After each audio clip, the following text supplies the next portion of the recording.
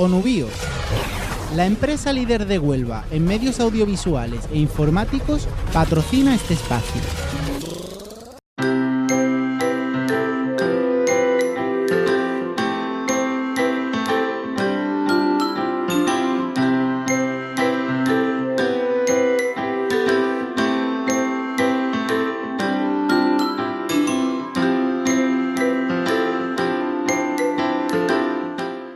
Bueno, pues buenas tardes.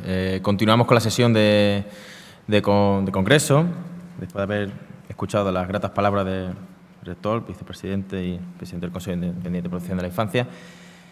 Hoy contamos con la presencia de Miguel Laparra Navarro.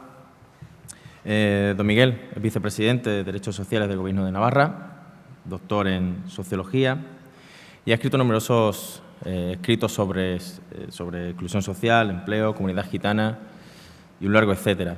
La verdad que, don Miguel, contar con usted en el Congreso, pues la verdad que personalmente es bastante grato, ya que dentro de sus escritos, pues la verdad que llevo años siguiéndole y bueno, es grato. Pues muy bien, hoy don Miguel nos va a comentar, o mejor dicho, nos presenta su ponencia Lucha contra la pobreza en Navarra, la infancia en primer plano. Y bueno, doy paso directamente para no consumir más tiempo. Muchísimas gracias. Muy bien. Bueno, pues sí. Sí, se oye bien, ¿no? Vale. Bueno, creo que ya no tenemos que dedicar más tiempo a saludos y felicitaciones. Podemos comenzar directamente. Bueno, la primera cuestión que quería plantear es algo que me imagino que no es necesario sensibilizar a los aquí ya asistentes, pero que sí que conviene que vayamos construyendo también en el argumentario con vistas al debate social, ¿no? Y es que, bueno, cuando se habla de pobreza infantil en el mundo, normalmente solemos asociarlo preferentemente a algunas situaciones de pobreza extrema, preferentemente en el ámbito internacional, ¿no? Y a hambrunas y a imágenes claramente impactantes en los medios de comunicación. Yo creo que es importante reconocer, si revisamos los textos que se han ido elaborando en torno a los objetivos de desarrollo del milenio, que a nivel mundial sí que se han producido notables avances en la lucha contra la pobreza infantil. Por dar algunas referencias que se publicaban a nivel internacional, pues bueno, la escolarización de los menores había pasado del 83 al 91%, la mortalidad de 0 a 5 años se había reducido a la mitad, casi prácticamente, del 90 o más de la mitad al 43 por 1000. Las vacunaciones habían aumentado significativamente, por ejemplo, la de sarampión del 73 al 84% de los niños. Bueno, por tocar tres ámbitos claves, ¿no? De educación, mortalidad y salud, y los tres con una evolución claramente positiva, pero aún así, pues obviamente, primero, una lectura de estas cifras nos tendría que hacer reconocer, bueno, las mejoras son notables, o sea, las cifras han evolucionado positivamente a nivel mundial. También es cierto que en el punto en el que estamos, pues también nos constatan que todavía queda mucho por hacer, ¿no? Son elementos tan básicos como la escolarización o como la vacunación, que el que queden todavía minorías, pero minorías significativas sin acceder a ellos, pues nos pone todo un reto por delante, ¿no? Pero la cuestión que creo que no nos debería tampoco focalizar demasiado la atención y dejarnos también un espacio para nuestra propia reflexión es pensar que estas mejoras básicas de la situación de los niños y las niñas no solo tiene sentido planteárselas en los países en desarrollo, ¿no? En los países con menor renta. sino que posiblemente también, mutatis mutandis, seguramente tiene interés, tiene lógica y está plenamente argumentado pues la posibilidad y la oportunidad de plantear también este tipo de reflexión también en los países más desarrollados, en las economías más avanzadas.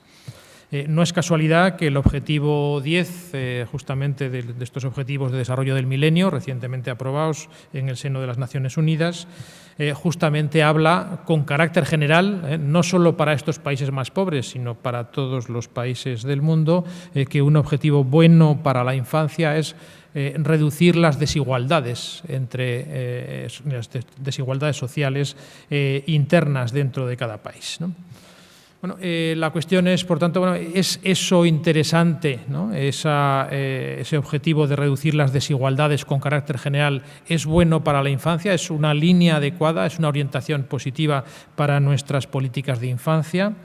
Mi planteamiento personal, y creo que muy extendido y muy avalado, como decía antes, por los expertos que específicamente han trabajado los temas de pobreza infantil, es que sí, que es justo una de las líneas esenciales que deberíamos llevar, ¿no?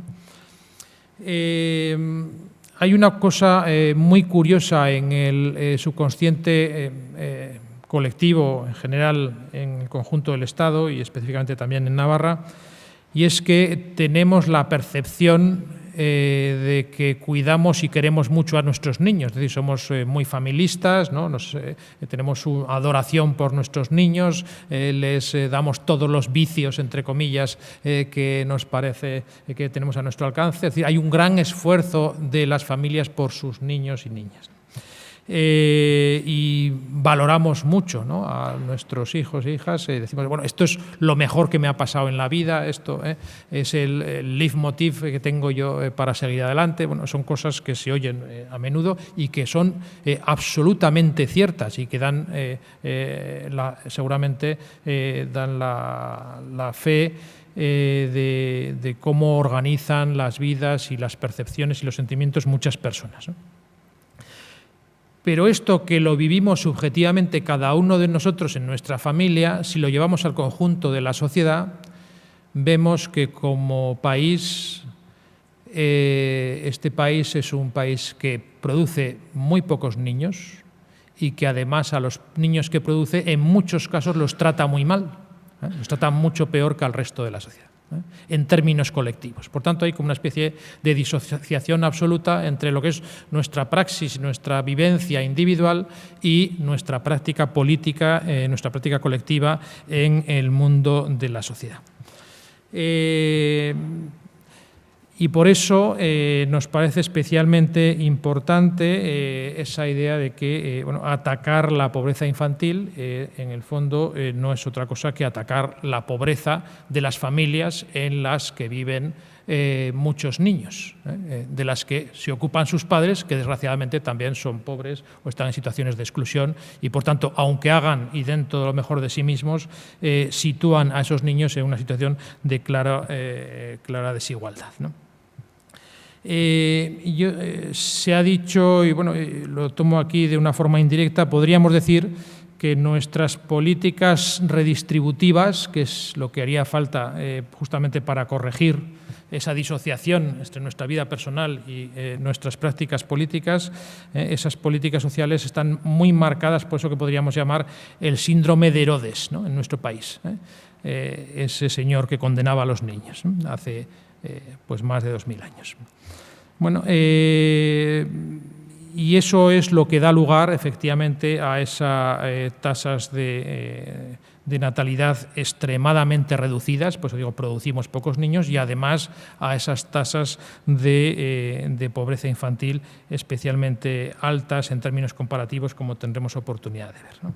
Bueno, pues la idea es, efectivamente, y lo que trataría de mostrar aquí es que lo que tendríamos que hacer es romper esa herencia de Herodes en nuestras políticas sociales, romper a través de reformas suficientemente avanzadas acertadas, reformas suficientemente audaces para justamente corregir las inercias históricas y prácticas que en muchos casos vienen de muy lejos y que, aunque todo el mundo denuncie la pobreza infantil, nadie pone sobre la mesa seriamente medidas que la corrijan en términos objetivos, ¿no?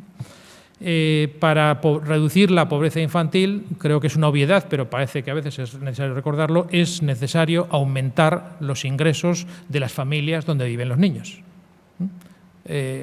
Parece una obviedad, pero es que tenemos que recordarlo, ¿no?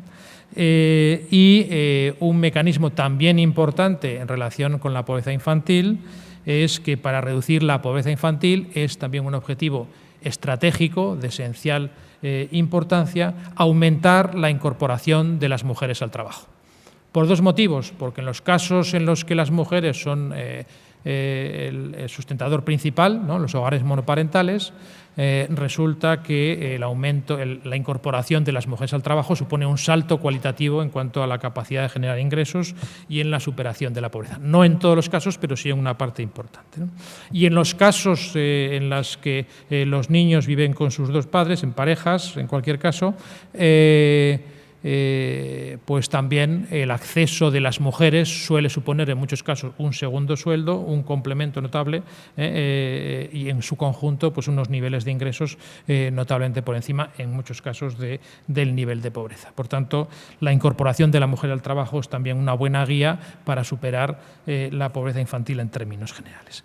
Esas son las líneas de reformas a las que me refería, ¿no?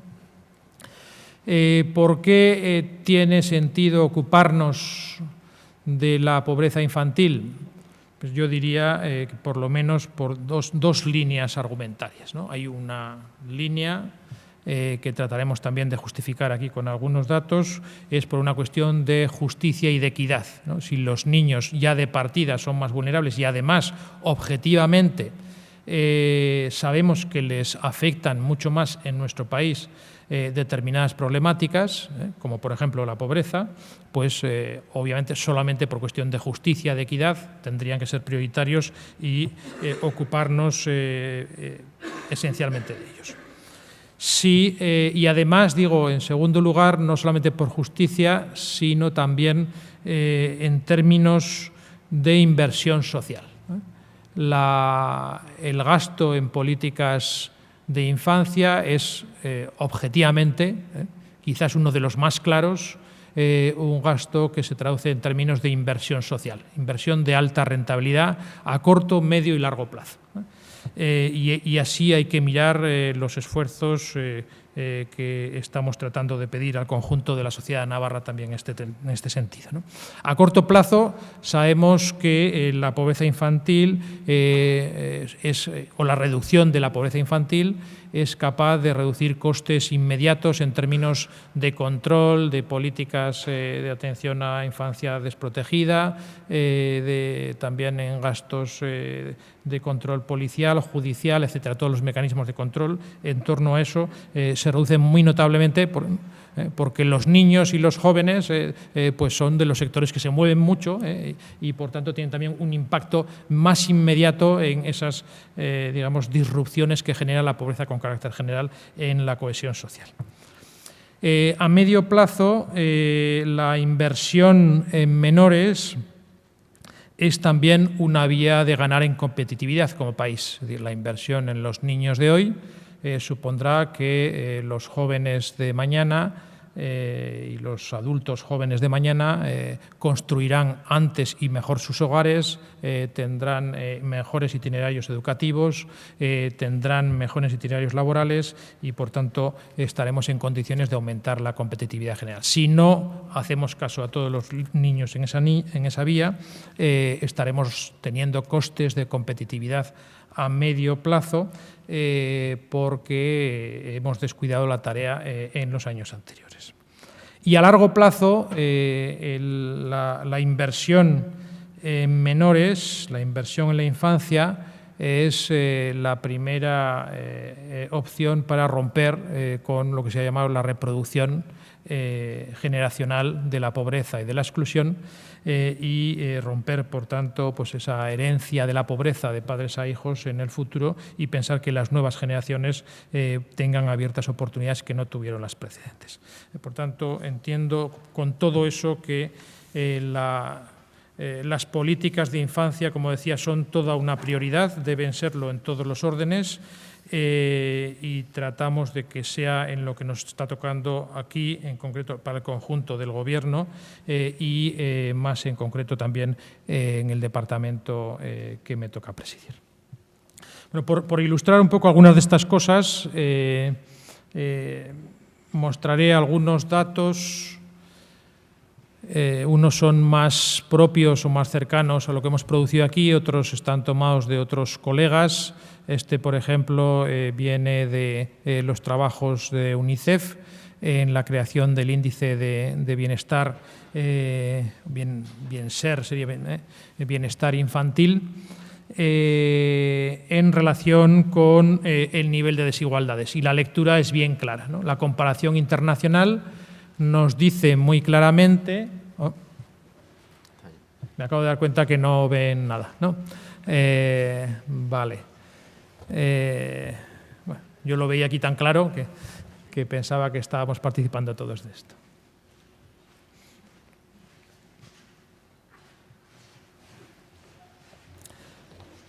Bueno, os voy explicando un poco el gráfico por no retrasar más la presentación, ¿no? El gráfico es simplemente una distribución de países en función del nivel de desigualdades y del índice de bienestar. Y la lectura, digo, es muy clara. Hay una correlación clarísima. Los países donde más desigualdades hay, los niños están peor, en ese índice que agrega un número muy notable de indicadores sociales para la infancia. Y en países donde hay menos desigualdad en general, pues los niños están mucho mejor. Estados Unidos sería de los países más desarrollados, uno de los casos extremos de altas desigualdades sociales y uno de los en los que peor están los niños, junto con el Reino Unido, Nueva Zelanda o Israel en otro sentido. Y otros países que suelen ponerse de referencia como el modelo nórdico, ¿no? Finlandia, Suecia, Noruega o Dinamarca, pues justamente asocian con gran claridad, asocian, bueno, por lo menos ya tienen ahí uno, esos niveles bajos de desigualdad y unos niveles de bienestar general de los menores pues bastante más altos. Bien,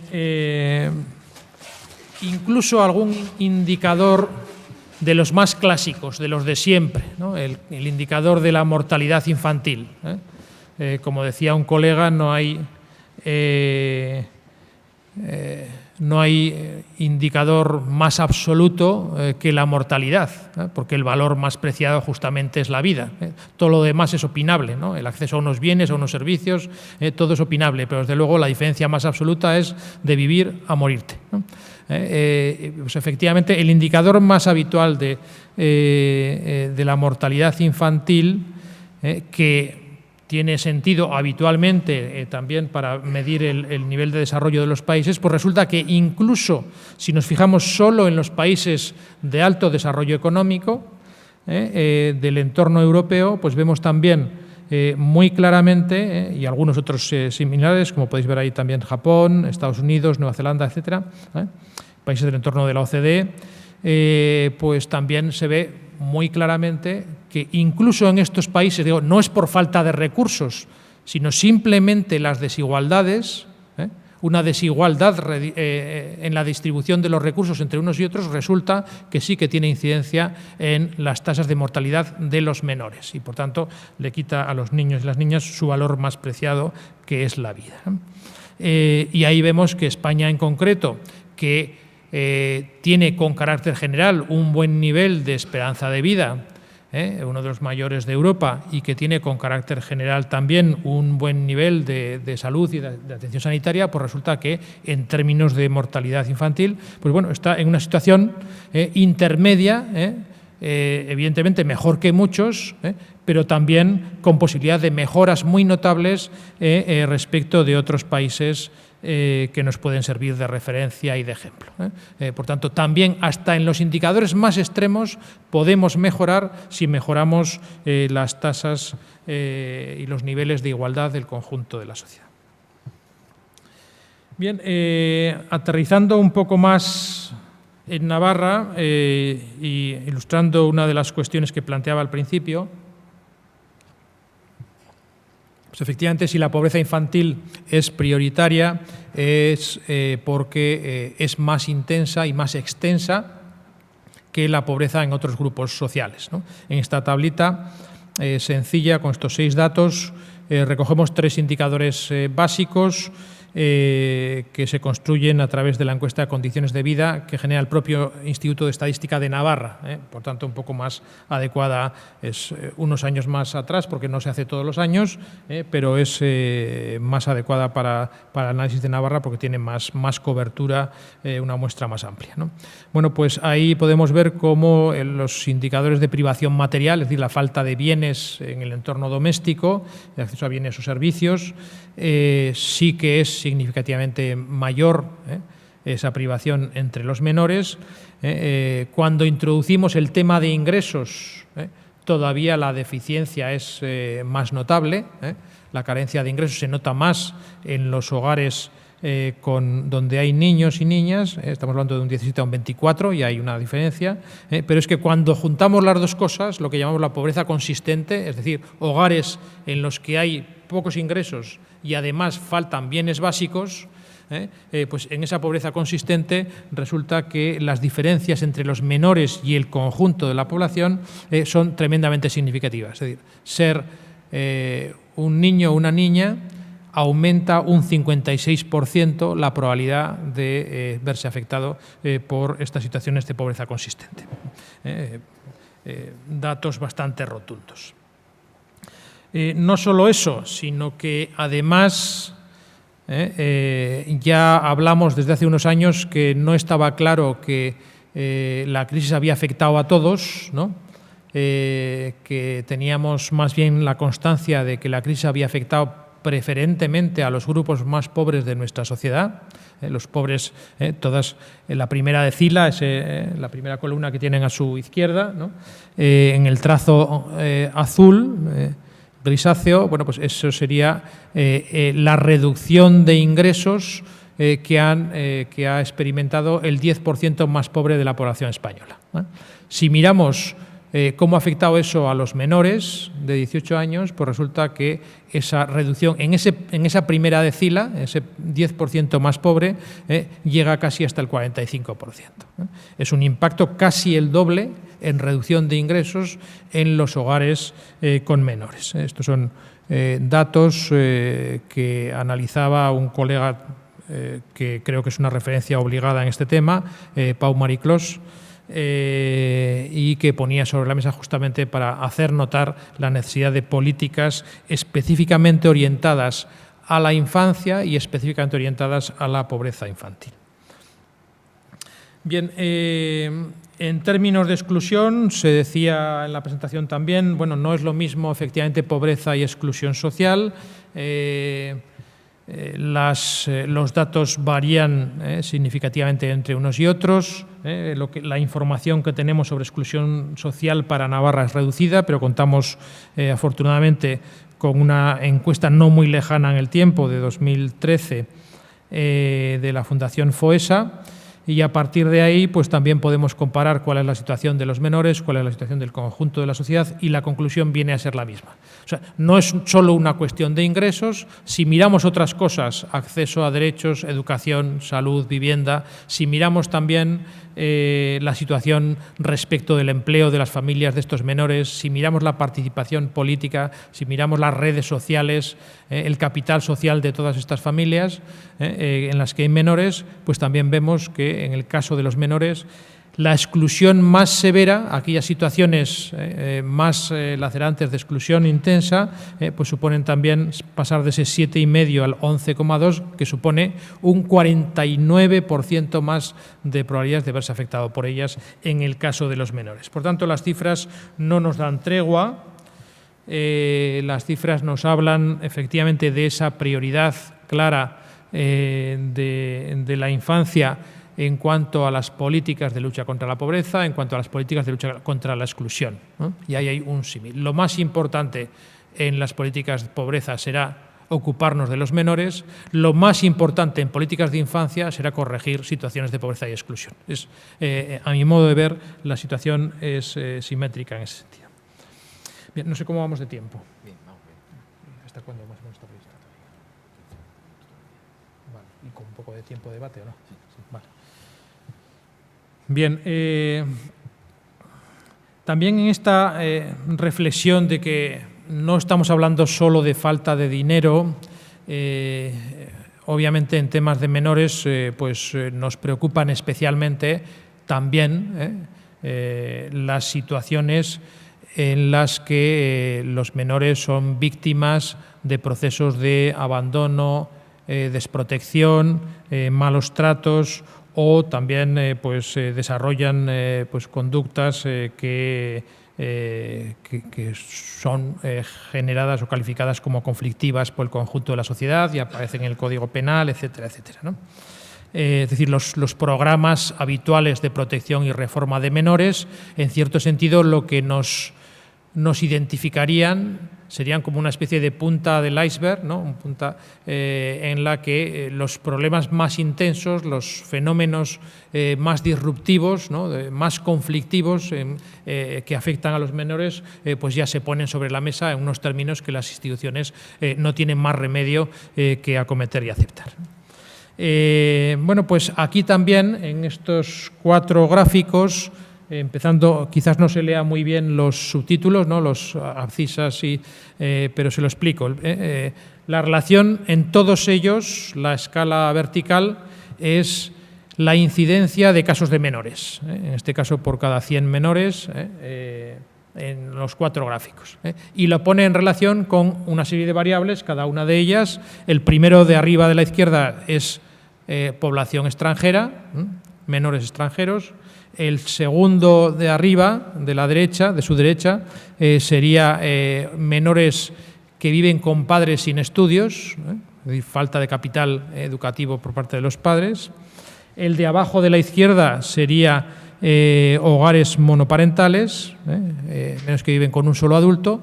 Y el final de aquí, de la derecha, sería en relación con la pobreza medida como demandas de renta de inclusión social. Y esto se hacía en Pamplona y se hacía para datos que se pueden utilizar por barrios y que además tengo que agradecer, ya que está en la sala Goyo Urdaniz, pues tengo que agradecérselos a ellos, que es quien nos dio desde la unidad de sociología el análisis y nos ayudó a construir este indicador, y a partir de ahí el índice de vulnerabilidad infantil, que creo que tiene alguna utilidad también para el análisis de problemas de menores. Bueno, pues bien, conclusión de estos gráficos. Como veis, todos estos indicadores de vulnerabilidad infantil tienen una asociación bastante clara con la aparición de los casos más problemáticos de desprotección, de conflicto social, etcétera. Pero si hay uno que correlaciona especialmente, sin duda, es el indicador de pobreza.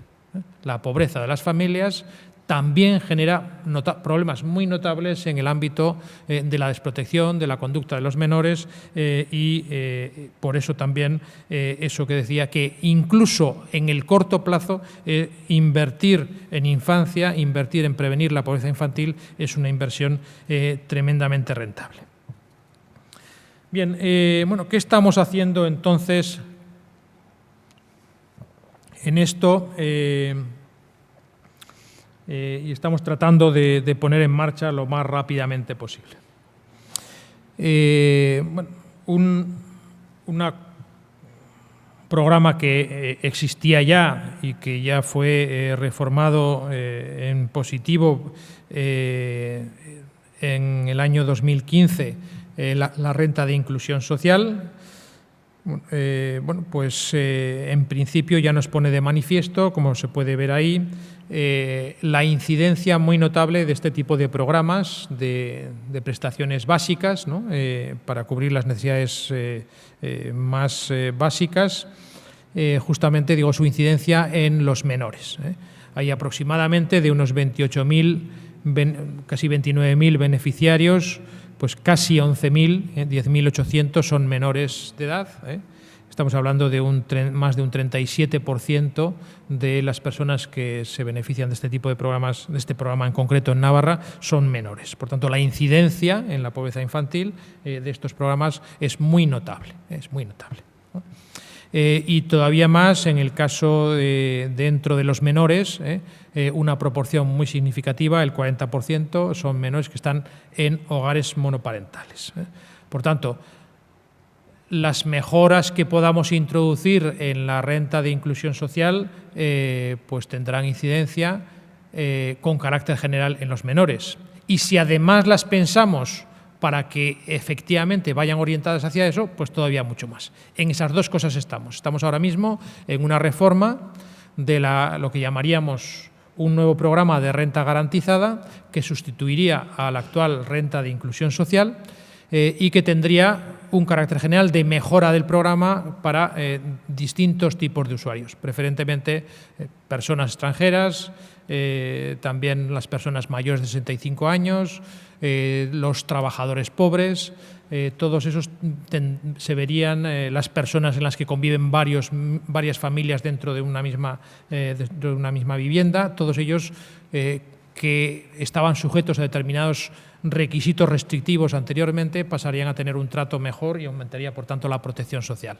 Por tanto, todos los niños de esas familias con carácter general se verán afectados.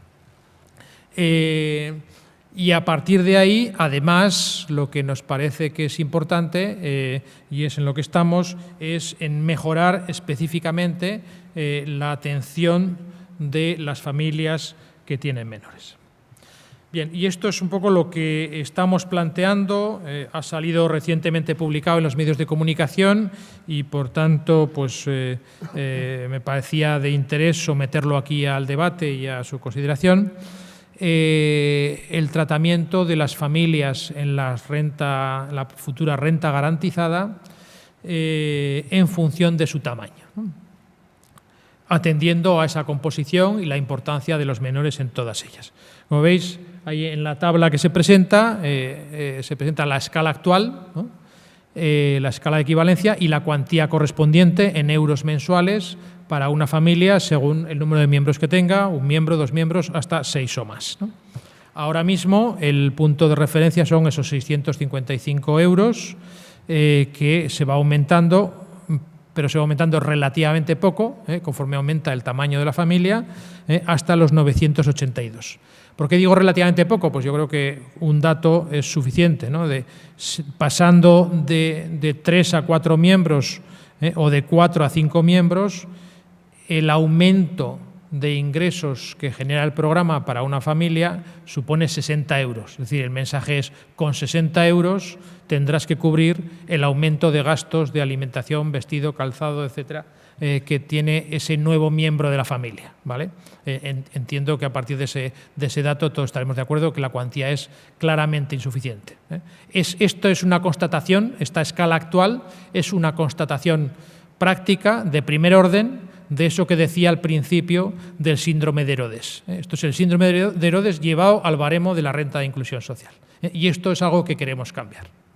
Queremos cambiar sustancialmente. Y por eso proponemos una segunda escala que, incluso partiendo un poquito por debajo para el primer miembro, bajándola a 600 euros, iría aumentando mucho más significativamente y además con un límite bastante más superior, llegando hasta no a 1,5 veces, sino hasta 2 veces el punto inicial, hasta los 1.200 euros, y con incrementos que pueden ser del 35%, del 25% y luego ya del 15%, siempre superiores. Comparando la situación final, los dos baremos, las dos cuantías, Puede verse que es cierto que las primeras personas con esta propuesta que ponemos sobre la mesa se verían relativamente perjudicadas, cobrarían 55 euros menos, pero a partir de ahí el resto de familias donde están los menores, los hogares monoparentales están muchos en los de 2 y de 3, el resto de familias con menores están en el resto también, empezarían a ver incrementadas significativamente sus cuantías y todos, digo, desde las familias de 2 miembros, todos ganan con este nuevo sistema. El objetivo es, por tanto, a partir de ahí, no solamente aumentarán los hogares con niños que tengan derecho a incorporarse al programa de renta garantizada, con todos los elementos complementarios que eso tiene, es decir, habrá más hogares con niños en el programa, más protegidos, y además habrá más prestaciones más altas para los hogares que están actualmente en el programa. Esto, bueno, a pesar de esa reducción inicial en el primer miembro, supone un esfuerzo presupuestario bastante notable. Es decir, esto supone un coste en términos anuales, una vez que esté plenamente en funcionamiento el sistema, de un coste neto de 4,3 millones de euros, aumentar la protección social de estas familias. Y además esa transferencia, la reducción que se haría para el primer miembro y se transfiere, por tanto, a las familias de mayor tamaño, eso supone otros 2,5 millones más. Es decir, por tanto, estamos hablando de aproximadamente pues, una inversión de casi 7 millones de euros orientada específicamente hacia la pobreza infantil en una comunidad, para los que venís de fuera, pues una comunidad pequeñita de 600 y pico mil habitantes. Bien, pues esa es una primera cuestión y, por tanto, me gustaría también sobre esto que pudiéramos discutir y plantear sus pros y sus contras, ¿no? Además de eso, pues efectivamente en temas de infancia nos preocupa y nos preocupaba desde el principio también la atención específica a menores desde los servicios sociales, desde los programas de menores. La situación que existía después de unos cuantos años de recortes, pues es una situación extremadamente delicada en cuanto a la saturación de algunos recursos y la limitación muy escasa para desarrollar realmente un trabajo de promoción, un trabajo de tipo socioeducativo, y a partir de ahí pues bueno, hemos tomado algunas decisiones. Primera, sin la cual, pues como sabéis, las cosas son poco creíbles. La primera decisión es presupuestaria, ¿no? La decisión presupuestaria es que dentro del margen que tenemos, todavía estrecho, hemos reforzado en 2 millones el gasto del servicio de menores. ¿Cuánto es eso en términos relativos? Pues algo más de un 15%. Un aumento de un 15%, seguro que mi rector está pensando en ello, es una cantidad muy significativa de un presupuesto público. Y por tanto creo que es algo especialmente valorable. Pero si es valorable los recursos, entiendo que es más valorable lo que se piensa hacer, que tenéis ahí pues toda esa lista de actuaciones en la que no nos vamos a detener mucho, pero sí que me gustaría por lo menos transmitir el espíritu. ¿Qué es lo que queremos hacer? Potenciar mucho más los programas preventivos desde servicios sociales antes de que lleguen los menores a los centros más institucionales, potenciar la atención preventiva en medio abierto. Vamos a revisar y a redimensionar y a cambiar el modelo del COA, del Centro de Orientación y Acogida, para que tenga realmente la función para la que estaba pensado, hacer buenos diagnósticos iniciales de los menores en relativamente poco tiempo y a partir de ahí hacer las derivaciones más adecuadas al servicio que mejor sea en cada caso. Mejorar siempre y optar siempre por el acogimiento en familias más que por las residencias. Optar siempre por las intervenciones en medio abierto más que por las de tipo más institucionalizado, ¿no? en todo caso es necesario, es una mala noticia, pero es necesario en este momento aumentar las plazas residenciales por esa situación que había planteado ya de saturación y también por algunos mandatos judiciales que nos obligan también a tener recursos más diversificados, como esos, por ejemplo, de centro de acogimiento familiar y todos los programas también de grupo educativo, alternativas al cumplimiento estricto en centros cerrados que determinados jueces están empezando a imponer y que bueno, pues tienen un sentido también positivo en términos de reducir la institucionalización de los menores. Bueno, eso es un poco, por tanto, las líneas de trabajo en las que estamos. También en este otro ámbito, que digo que no es estrictamente pobreza infantil. Estos problemas de menores es cierto que aparecen en todas las clases sociales, pero, insisto, lo que decía al principio, están tremendamente asociados a la problemática de la pobreza infantil y por tanto, pues creo que también tenía sentido plantearlos aquí. A partir de ahí, estos serían, en nuestra concepción, las actuaciones en materia de menor, las actuaciones en la renta garantizada con carácter general y específicamente para las familias con menores, serían los primeros pasos de un itinerario, ¿no?, de esa ruptura con Herodes, que decía al principio, que lo que tendría que tratar y tendría que continuarse después con otros dos grandes instrumentos. Por un lado, el plan de inclusión. Por otro lado, el plan de infancia y familia.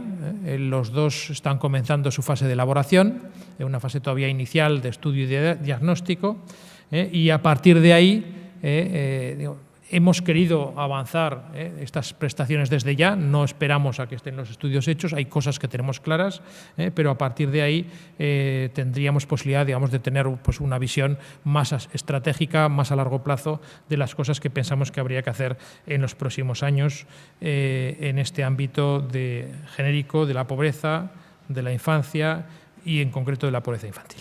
Muy bien, no abuso más de su paciencia y me pongo a su disposición también para todo tipo de preguntas, cuestiones, observaciones.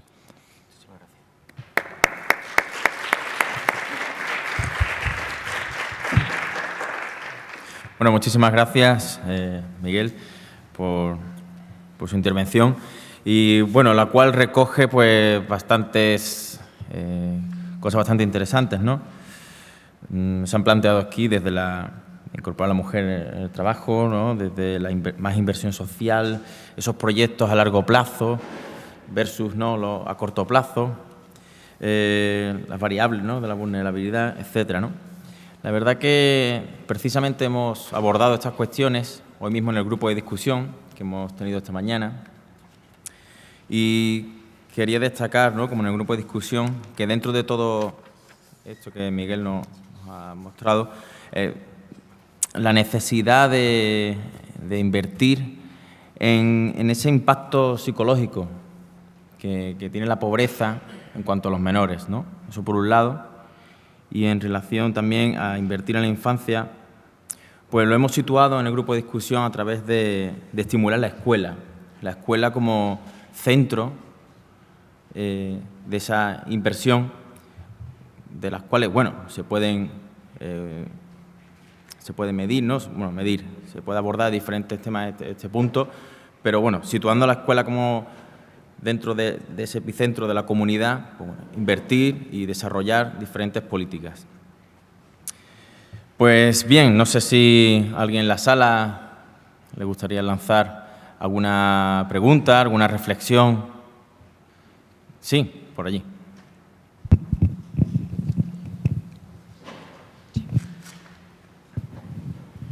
Buenas tardes. Yo a la luz de las líneas de actuación, que me parece bien interesantes, sí que creo que yo vengo del ámbito de la educación, la escuela como solución a prácticamente todo, bueno, como acogimiento de prácticamente todo, ¿no?, más que solución.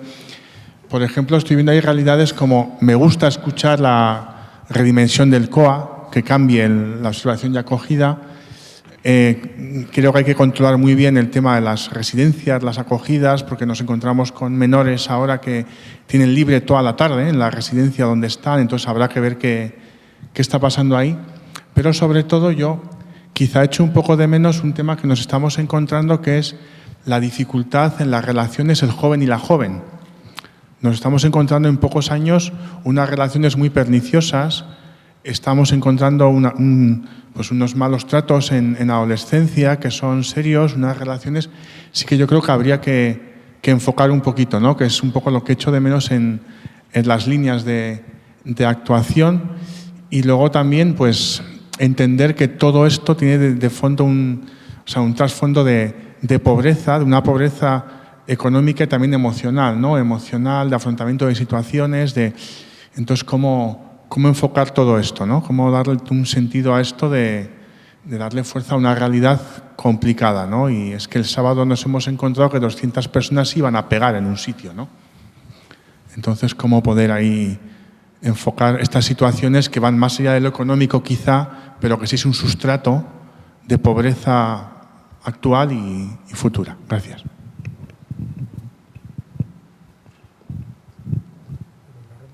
Sí, bueno, si hay otras preguntas, pues quizás una rondita. Mira, por allí, exactamente.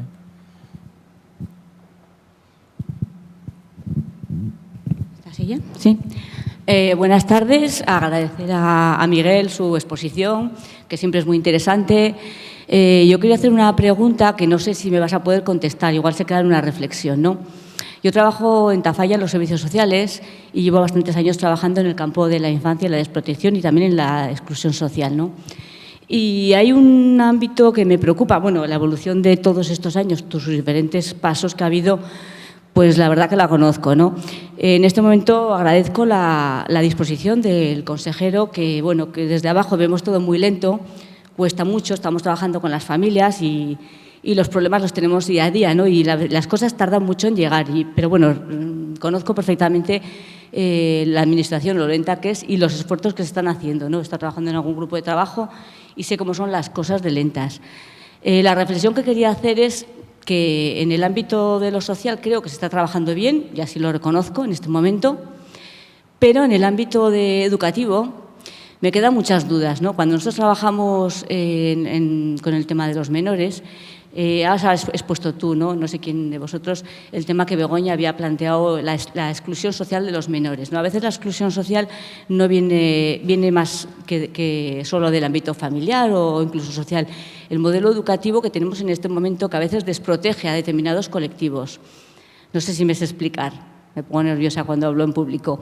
Sí que detectamos que el sistema escolar en este momento o no garantiza, no cubre las necesidades de mucho alumnado, que genera frustración, que eso se va alargando en los pasos del tiempo, que coincide con familias con las que estamos trabajando en servicios sociales y que, por tanto, son familias que arrastran ya ellas un proceso de exclusión que se va generando en los hijos y se va creando una bola que el sistema de servicios sociales le cuesta mucho abordarlo, el sistema educativo tengo la sensación que no tiene recursos o tira la toalla por las dificultades que tienen el profesorado, supongo, ¿no? De exceso de número de alumnos, de un programa curricular a atender, que a veces se prima más lo curricular, ¿no? que las habilidades y capacidades y la situación emocional del alumno.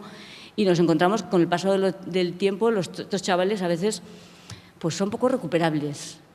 No sé si me he sabido explicar.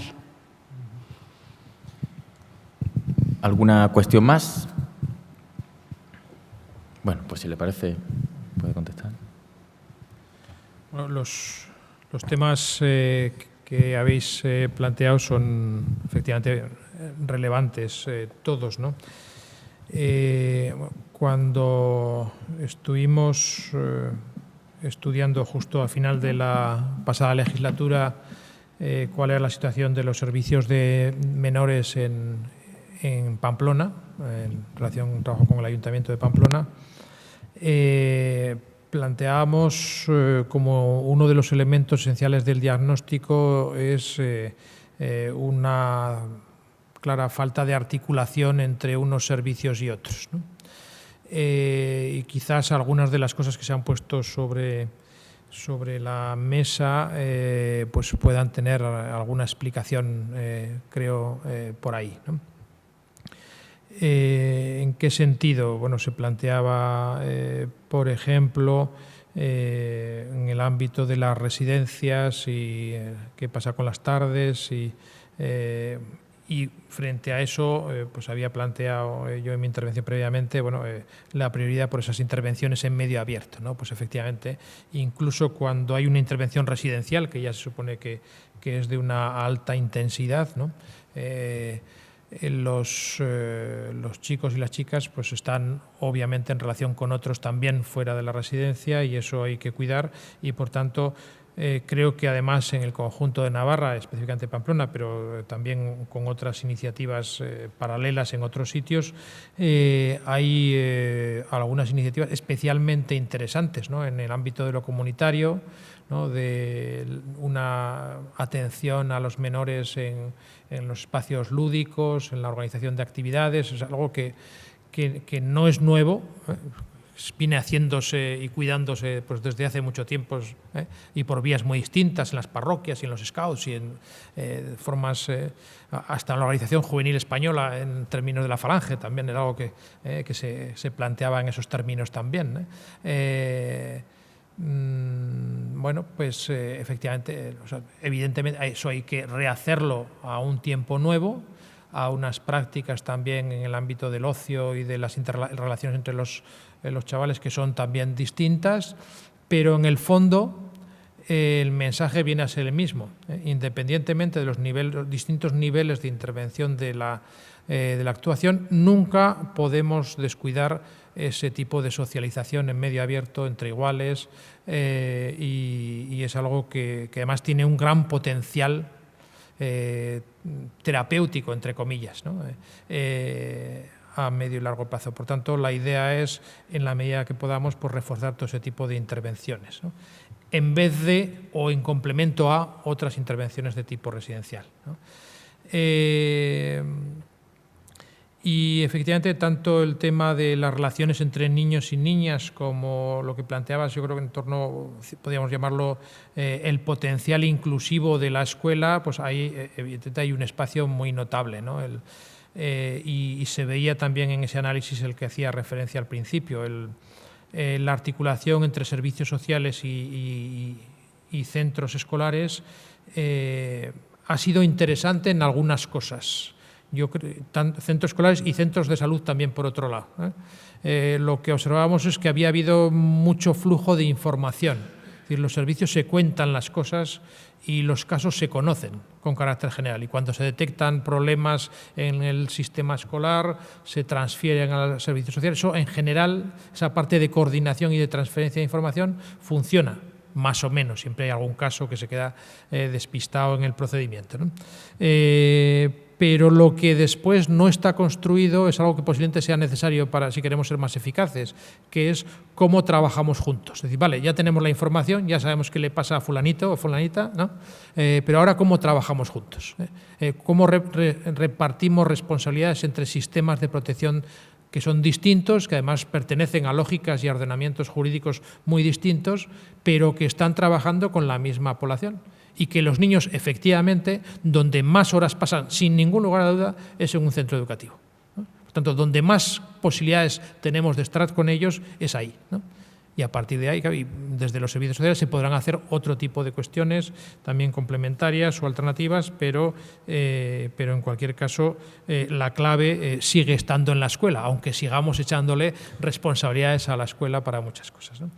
Por tanto, yo creo que ahí no queda otra cosa que seguir revisando la propia reflexión y el propio trabajo de los niños y su propia formación en valores también igualitarios entre sexos, por ejemplo, lo que planteabas, o también respetuosos e inclusivos y suficientemente adaptados a las personas que puedan tener dificultades en otros, ¿no? Que es lo que se planteaba, ¿no? Desde luego, si derivamos la institución escolar a un sistema crecientemente exclusógeno, pues habremos perdido uno de los principales potenciales que tenemos de luchar a medio y largo plazo contra la exclusión y la pobreza, ¿no? Por tanto, yo creo que ahí tenemos que trabajar juntos, ¿no? Y en cualquier caso, pues yo creo que serían un poco básicamente las reflexiones importantes que han aparecido ahí. No sé si da un poquito de luz sobre ellas, pero Pero bueno, en cualquier caso queda mucho por hacer. Yo creo que el debate entre los distintos sistemas de protección social justamente ha empezado, y yo creo que estaría bien que construyamos también las vías de comunicación entre unos y otros profesionales y planteemos los mecanismos que nos permitan trabajar juntos más fácilmente. No sé si podría aportar mucho más en este momento. Sí. Sí, una cuestión más.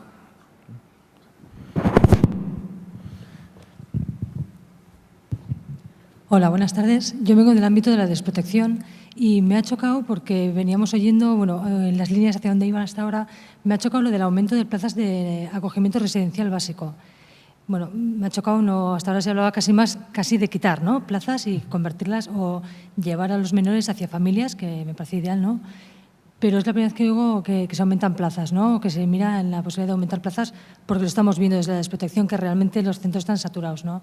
Y luego sí me gustaría, si se puede explicar un poquitín más, el tema del redimensionamiento del COA y el también de cambio de modelo, ¿no? ¿En qué consiste esta dimensión que se le va a dar y el cambio de modelo que se pretende conseguir también? Gracias.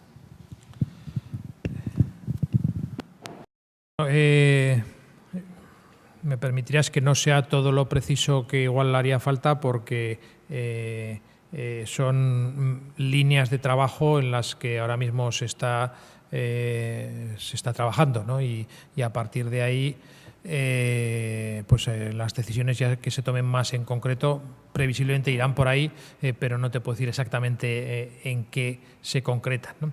Pero en cualquier caso, como decía, la necesidad de más plazas residenciales no lo entendemos como una buena noticia, es una mala noticia, pero hace falta. Hemos visto que tanto por las ratios de sobreocupación de las plazas actuales como por las obligaciones también que se desprenden en determinadas circunstancias, y sobre todo también cuando hay órdenes judiciales, pues hacen falta más plazas y punto. Y por tanto, otra cosa es que consigamos un sistema de intervención desde lo comunitario, lo escolar y lo más informal, para que eso dentro de un tiempo pues ojalá las tengamos que cerrar, ¿no? Todas ellas o la inmensa mayoría. Sería una buena noticia, pero ahora mismo hacen falta más plazas, por tanto, pues no queda más remedio que asumirlo, y eso no quita para que siempre que se pueda las alternativas, si son familias de acogida será mejor, pero hay niños que tampoco están como para una familia de acogida, si podemos otras intervenciones en medio abierto pues también será mejor, pero hay veces que eso no puede ser, pues por las propias implicaciones del caso, ¿no? Por tanto, pues bueno, totalmente de acuerdo en la orientación, pero en este caso del acogimiento residencial básico es una necesidad. Y la otra cuestión que planteabas era el COA. El COA, sí, ahora mismo el COA, en cierto sentido, precisamente por la falta de plazas en otros sitios, el COA había derivado casi como una especie de residencia de media estancia,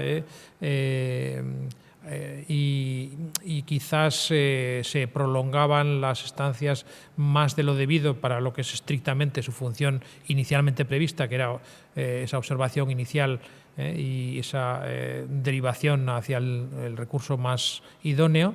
Entonces, pues bueno, lo que se pretende justamente es tener mecanismos suficientemente flexibles para que después del COA a veces sí que podrá ser una residencia, otras veces podrá ser una familia de acogida, pero otras veces podrá ser también incluso un retorno en un periodo relativamente corto a su medio de origen, con los acompañamientos profesionales suficientes para intervención en medio abierto, ¿no? Entonces, la idea es que en sentido estricto incluso nos harían menos plazas, ahora mismo falta en el COA, si para su función específica de orientación y acogida. Y lo que sí hace falta es otro tipo de alternativas, por un lado en las residencias y por otro lado también de intervención en medio abierto. No sé si queda un poco más claro.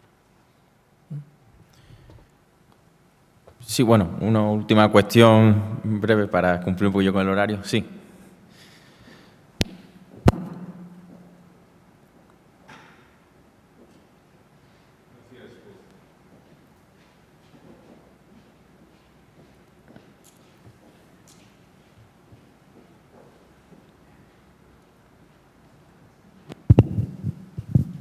Gracias por acoger esta pregunta.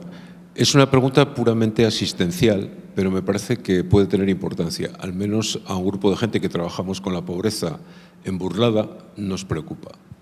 El futuro de los comedores escolares, el futuro y el presente, porque hay una doble línea de atención a personas pobres o de pobreza severa, ¿no? Pero aparte de la atención que hay familiar, los comedores son una parte de la política municipal que nosotros consideramos que está bien llevada. En todo caso, yo quisiera, ¿cómo encaja todo eso? Es una política asistencial, ¿verdad? Pero me importa mucho el criterio que tenéis desde el departamento en ese sentido.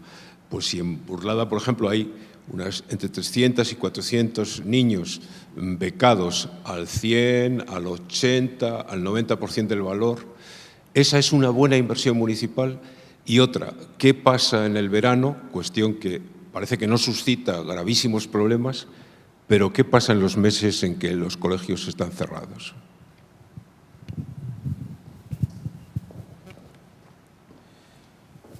Bueno, este es un tema que tiene una parte de controversia y que tendremos seguramente que analizar más en profundidad. Lo que diga yo aquí en ese sentido no tiene por qué ser definitivo, ¿no? Y desde luego estaríamos muy abiertos a oír también otro tipo de reflexiones y a tener en cuenta realidades que si no a lo mejor se nos escapan, ¿no? Bueno, yo creo que los comedores escolares tienen un gran potencial de redistributivo, ¿no? Sobre todo si mantienen su carácter universal. Es decir, en la medida en que sean comedores utilizados por, no digo por todos, ¿verdad? Porque siempre habrá alguien que se vaya a comer a su casa y tampoco está mal, ¿no? Pero sí que sean ampliamente utilizados por sectores amplios de la población, ¿no? Que después se establezcan distintos mecanismos de cuotas, de tasas o de subvenciones para determinados sectores con bajos recursos, eso me parece especialmente interesante, ¿eh? Es decir, ni en la calidad del servicio ni en el uso del servicio hay ningún tipo de elemento que pueda suponer una estigmatización o un trato peor para los más desfavorecidos. Por tanto, me parece que es, desde esa perspectiva, lo mismo que el conjunto del sistema escolar, eso también pues tiene una función incluso convivencial, no solo nutritiva, sino también convivencia, ¿no? Otra cuestión es el tema del verano, ¿no? Con carácter general, también entiendo que abrir los comedores en verano solamente para aquellas personas que lo necesitan, no sé si es el mejor medio. Creo que si esa es la necesidad en algunos casos, en algunos sectores, por encima de los niveles de renta garantizada que estamos planteando, pues quizás sería más fácil transferir algo más de dinero a sus familias y que coman esos niños con sus familias como todo el mundo, ¿no? Digo, como reflexión así con carácter general, ¿no? Por tanto, bueno, yo entiendo que en situaciones quizás de una cierta emergencia se hayan podido abrir en algún sitio comedores en verano, pero precisamente por ese efecto, claro, en verano el resto de los compañeros desaparecen, se quedan solamente aquellos más necesitados y empieza a visualizarse esa ruptura social, pues yo creo que ahí empezamos a construir un servicio con un cierto potencial de estigmatización y por tanto tendríamos que ser notablemente cuidadosos en eso, ¿eh? Yo en principio no sería partidario de esa medida, salvo en casos de extremada urgencia o emergencia colectiva, no ya individual, que habría que buscar. Si es una emergencia individual, seguramente tendremos formas de hacerle frente de manera individual, ¿no? Y en cualquier caso también lo mismo, si a través de otro tipo de actuaciones de tipo de ocio, vacacional, etcétera, se puede plantear espacios de convivencia lo más diversa socialmente posible y que además dentro de las actividades se plantea también la posibilidad de de acceso a comidas y bueno, pues eso pues también puede ser otra vía que puede tener un cierto interés y que reduzca también costes de alimentación de las familias o de ciertas familias, ¿no? Pero con mucho cuidado a ese tipo de efectos, porque quizás yo creo que la línea esa de la distribución alimentaria y el acceso, estamos a veces organizando algunos servicios como si estuviéramos frente a una crisis alimentaria, ¿no? Y en realidad no es eso a lo que nos enfrentamos. Estamos, en todo caso, en un proceso de creciente desigualdad social y, por tanto, los medios son otros, ¿no? Para combatirla, me parece. Pues muy bien, pues bueno, reiterar el agradecimiento por esta ponencia, agradecer al público asistente por su asistencia también. Y bueno, pues sin más, muchísimas gracias, de verdad. Gracias a vosotros.